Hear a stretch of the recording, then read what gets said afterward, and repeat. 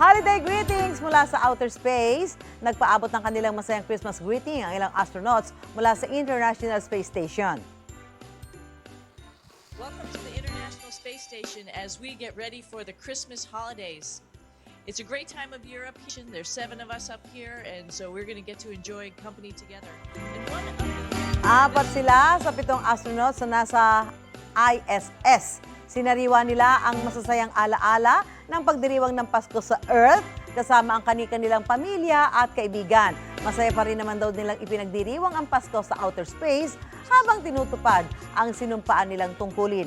Binati rin nila ang kanilang mga kasamahan sa National Aeronautics and Space Administration o NASA na nagtatrabaho rin ngayong holiday season para matiyak ang tagumpay at ligtas nilang space mission.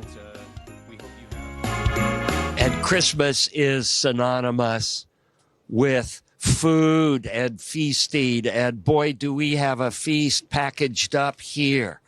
And of course, Christmas is Christ.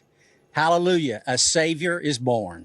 So from all of us to all of you, Merry Christmas! Gusto mo bang mauna sa mga balita? Mag-subscribe na sa GMA Integrated News sa YouTube at tumutok sa unang balita.